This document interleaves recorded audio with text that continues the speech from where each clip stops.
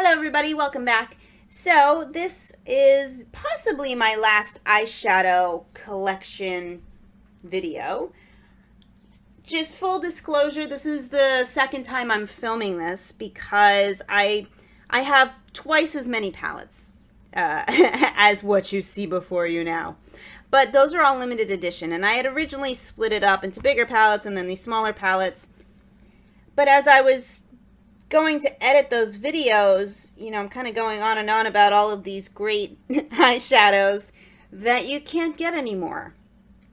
And I don't necessarily mind that, but I figured it might be better to do that in a separate video. So if you would like to see that, if you would like to see the limited edition palettes that I have, because some of them are really pretty. I mean, you know, if you'd like to see that, just let me know and I would be happy to get that video filmed and edited and uploaded for you. But in the meantime, let's talk about the palettes that you can still get. Like I said, these are all Wet n Wild, so the most expensive palettes here are $5. These 8-pan palettes are $5. These are $2 or $3. I think these little palettes are $1.99 and the 5-pan palettes are maybe $2.99. I'll double check and I will have the prices on the screen and or listed below. So let's dive in, and let's actually start with this lonely little 5-pan palette over here. This is in Floral Values. You can see it's very purple, pink, flowery. I have loved this palette, but I think I can actually declutter this. I have been keeping this around for this crease color down here. Now, it's showing up a little bit differently on camera, but it's just a really pretty, kind of interesting bluey purple with kind of a pink glitter in it. It's not too chunky. It's really pretty. But, you know, it's a little bit wishy-washy, which often works for how I use it. But the rest of these shadows just aren't that great. This brow bone lavender shade, well, you know, it looks pretty on my finger like that when nothing's transferring. There's a little shimmer over there, but for the most part, that's not even showing up as a color. I mean, this base shade is nothing revolutionary. I have that in a lot of other palettes. This pink isn't that great. This purple's pretty patchy. So I think I can, ooh, yeah. I think I can get rid of this palette. I remember really loving this palette, and I don't know if it's because it's kind of dried out over time or if I just didn't have as high standards for eyeshadows as I do now. But yeah, that one can go. I'm hesitant to say it's dried out because a lot of these palettes I've had longer than that and they're still as awesome as they once were. So let's keep on going. Let's talk about these two because they're very similar in the shades that they have. So these are the Walking on Eggshells and Sweet as Candy palettes. So you can see the sweet, well, let me stop them glaring in your face. Da, da, da, da, da, da. So you can see Sweet as Candy is basically just a cooler version of Walking on Eggshells. Do you need both? No, probably not, especially if you have a preference for warm or cool shadows. But at, you know, the $2 or $3 that these palettes are, I don't know. That's how I justify it anyway. And all 6 of these shades are incredibly beautiful. So I'll swatch them out side by side. Now, I've seen videos before about how, especially this Walking on Eggshells palette, all 3 of these shades are apparently MAC dupes. I can't speak to that. I don't know the MAC shades that they mentioned in the video, so I'm not gonna talk about it, but you can look those videos up. I know Emily Knoll did one a couple of years ago talking about this palette specifically.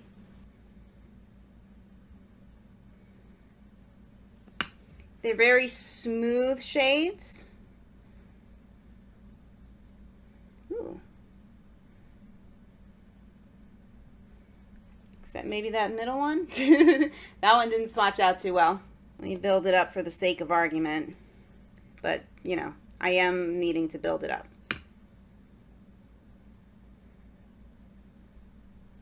There we go.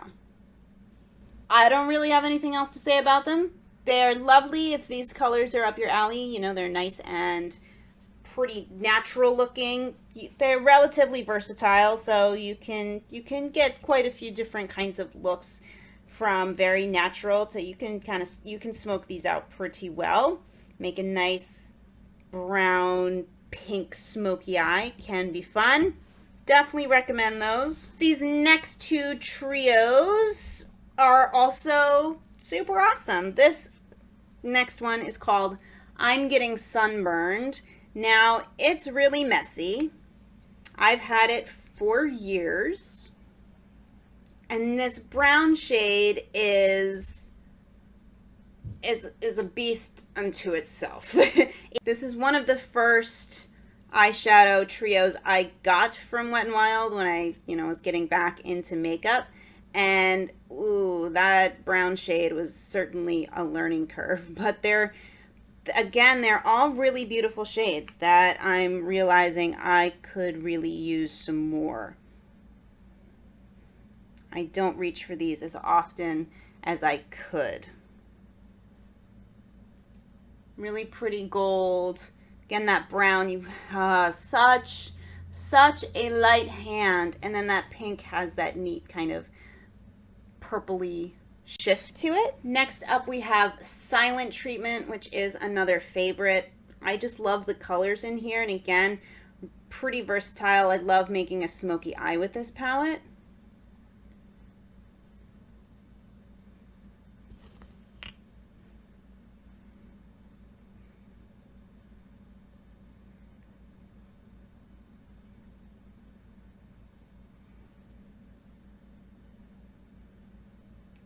That kind of purpley taupe shade is beautiful.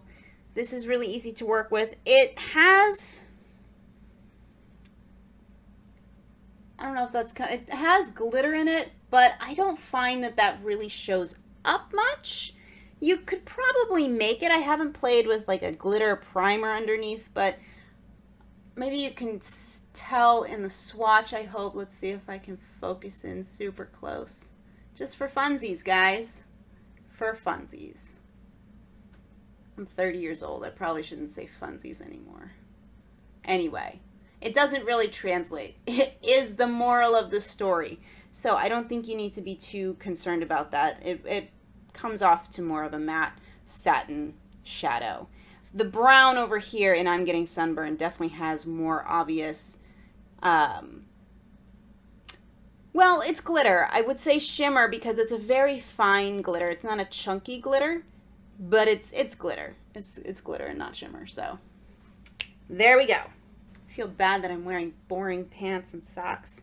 I feel like I've had cool like Lord of the Rings or Doctor Who pants and socks for the last few collection videos. Nobody cares. Okay, let's move on to these 8-pan palettes.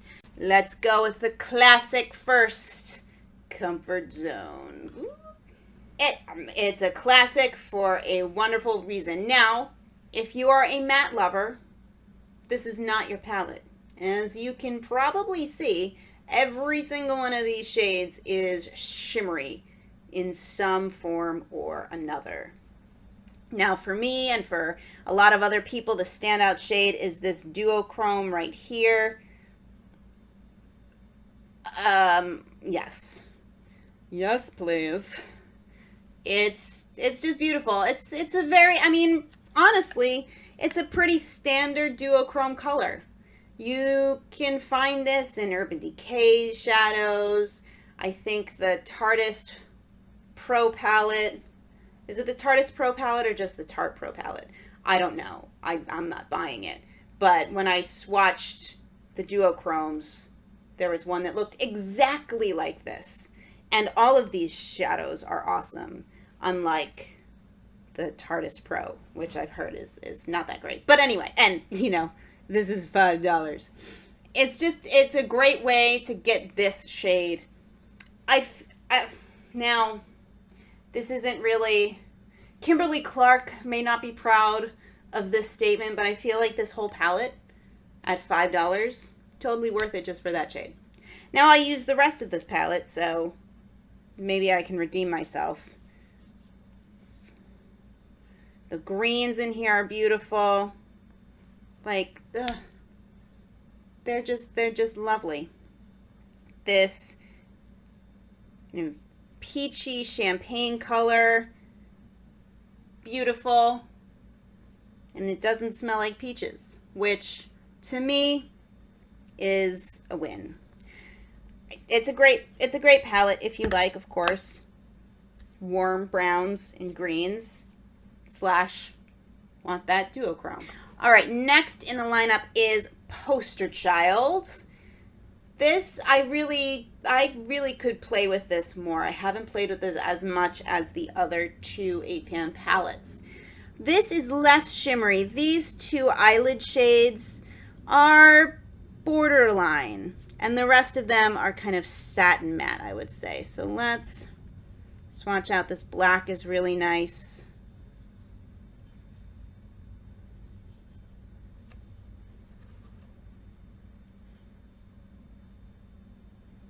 But they're just some interesting shades. This would be, I think, a really cool way to play with color if you're not sure you like it and you maybe don't want to invest in like a Kat Von D palette.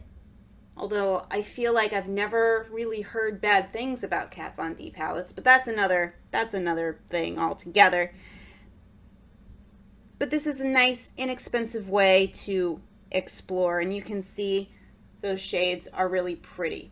They're not quite as pigmented as these ones, but Wet n Wild, especially at this point, these older shadows, the mattes and the satins are maybe not quite as amazing as the shimmers pigment wise, although that's not always a bad thing. You know, it really depends on what you are looking for and what you prefer in shadows, but those are great. Last but not least, we have Petal Pusher. If I can get it open. There we go. I don't hear anybody talking about this palette, and I don't understand it because it's awesome. And people seem to like these purples, and, you know, this shade right here is such an interesting color. It's like a red, pink, gold, and purple all at the same time. It's really interesting, and the more you kind of blend it out, the colors change. It's a really cool eyeshadow. It's not quite duochrome like this one is, but it does have an interesting shift. This shiny brow bone, oh, it's just so freaking pretty. Oh my goodness. This definer shade is really nice. It's actually kind of similar. You know, purples can be a little tricky, but for a $5 palette, these aren't bad. Oh no, running out of fingers. This red one, just for fun.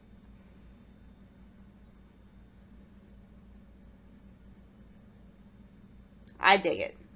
I might do some maybe 3 looks, 1 palette tutorials with some of these. That might be fun. Let me know if that would be interesting. I kind of hate when people do that. Let me know if you want this video. Of course we want this video. That's why we're watching your channel. Those are my permanent collection Wet n Wild eyeshadows.